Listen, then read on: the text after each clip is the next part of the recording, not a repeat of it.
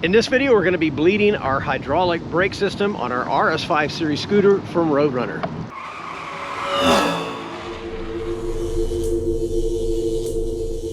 Hey guys, it's Steve from Scooter King, and in this video, we're going to be bleeding the NUTT hydraulic brake system on our RS5 series scooter from Roadrunner. Now, we happen to be on the max version, but if you have NUTT brakes, it's pretty much the same on all the series. And actually, it's pretty much the same on most hydraulic brakes. So if you have hydraulic brakes that are similar, this procedure will work just the same. The real giveaway that your brakes are starting to introduce a little bit of air into the hydraulic brake line is when you go from having a really responsive brake like you see on the left-hand side here, just about half an inch to 3/4 inch of travel, and it's immediately responsive, to the little slower version over here where you can see we're actually getting about an inch or even an inch and a half of play in that brake line.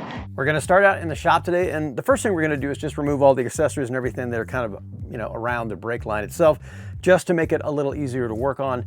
And the second thing we're going to do is use an actual brake bleeding kit, and this is super important. I can't stress this enough. While it's technically possible to bleed them without it, you could get a little catch-all for the oil and just squirt it out of the top of the reservoir.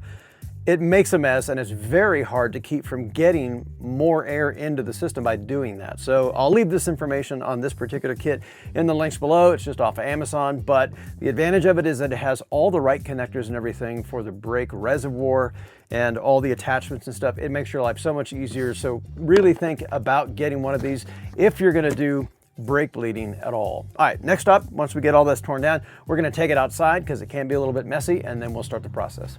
As we said earlier, it's so much easier to do if you actually have a dedicated brake bleeding kit, as this comes with all the necessary components that you're going to need, including the mineral oil. It comes with all the connections for the most common types of hydraulic brake kits. These two are the ones that apply specifically to the Max and the NUTT style brakes used on the RS5 scooters. Then we've got our syringes here and our tubing as well. It works a lot better if you just pre-assemble stuff ahead of time instead of waiting until after you've got oil on your hands, as these are all plastic parts, so this makes it a lot easier. Simply assemble the syringes and the tubing ahead of time. We're going to be working on the front set of hydraulic brakes on our electric scooter. So the first thing we're going to do is remove the front brake calipers. We're just going to take them off of the bracket itself, not remove the entire bracket. Next, we're going to remove the brake pads themselves from the caliper. So we're just going to bend back the cotter pin and we'll pull that out, and that releases the brake pads themselves, and we can just pull them straight out of the calipers. Next, we're going to take one of the brake blocks that came in our brake bleeding kit, and we're going to slide those between the actual pistons themselves, and we'll put the cotter pin back in. This step is super important, as we don't want to get any oil on the pads.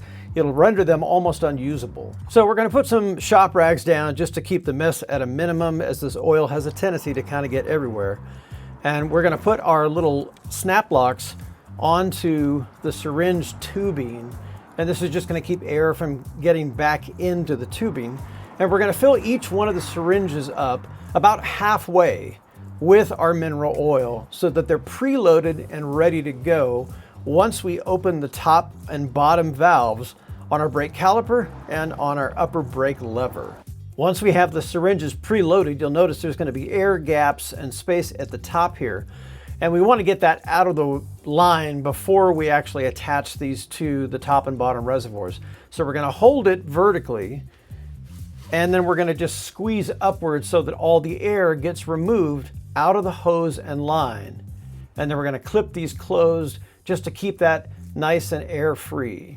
We'll use that same air removal process to the second syringe here, and we'll pour the excess back into our can, and then we'll clip that as well. And now we're ready to attach them to the reservoirs. We're going to attach the top syringe first to our oil reservoir, and we're going to use a T10 torque bit to do that. These aren't Allen screws, they're actually Torx screws. We'll unscrew that, and that opens up the oil reservoir. Then we're going to take the corresponding fitting that was included in our brake bleeding kit, and we're going to install it. And I had quite a bit of difficulty in there just because the receiving threads on the reservoir side here are really shallow. So I had to really push it in there hard to get them to start. They do start and it finally catches, but you really only get like 1 or 2 threads. So just kind of keep that in mind when you're pushing this in. And it's the same for the bottom one as well. Next, we're going to attach our syringe tubing onto the top of our fitting here, and we'll put a rag here just to kind of catch some of the oil, because this is where it starts getting messy, and you really want to do this so that all or as much of the air as you can get out of that tubing is completely removed before you attach this. So it's kind of an all at once sort of movement here, but it's fairly straightforward.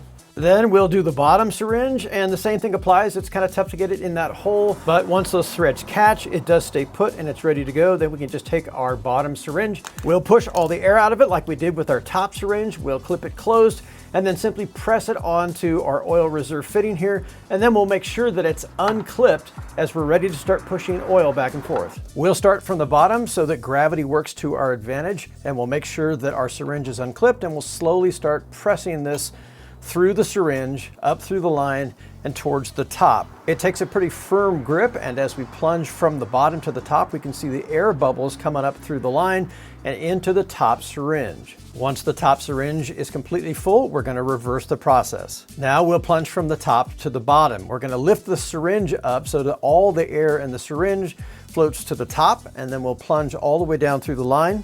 And as we do, we can see the bottom syringe starting to fill up and all the air bubbles passing through. You also might notice that the seal itself on the top or the bottom might leak a little bit when you're doing this. Not to worry, this is just because we're really stressing the seals. We want to repeat this process at least 5 or 6 times, and usually more, just to be sure to get all of the air bubbles that's found their way into the line completely out and into the syringes on the top and the bottom. After we got all the air out of the system, we can remove the top and bottom syringes. We'll start with the top first. And once this is completely unscrewed, we'll keep a rag up here just to keep it from getting really all over the place. We can put back in our torque screw, and the top is completely sealed and ready to go. We'll do the same for the bottom, and then it's time to clean everything up. Unless the hydraulic fluid is excessively dirty, or you had a different type of hydraulic fluid in the lines before you got the new stuff, you can usually reuse the oil pretty easily simply by squirting it out of the syringes and back into the oil can. And the last thing we want to do before we remount the calipers onto the rotor is to completely clean everything with alcohol. We want to make sure that we get every bit of hydraulic fluid or oil off the calipers and the line and the brake pad block and all of that. Otherwise it'll squeal like mad, and it's really reducing the overall effectiveness of your new hydraulic system if you get oil on your pads or any of the connecting mechanism. Once we've cleaned everything with alcohol, we're going to go over it one last step with brake cleaner. Because brake cleaner, aside from evaporating completely, is really effective at mitigating any kind of oil that makes its way into cracks and crevices and that kind of stuff. And we'll do the same for the rotor as well, so that everything is just absolutely clean before we put it back together. Now that everything has been thoroughly cleaned and everything is completely dry, we're going to put our brake pads back into the caliper system. We'll reattach our cotter pin here and bend it on the back side to keep them all in place. And make note of the direction of the pads themselves. They usually only fit into the caliper one way, but if they don't, just make sure that they're in there correctly.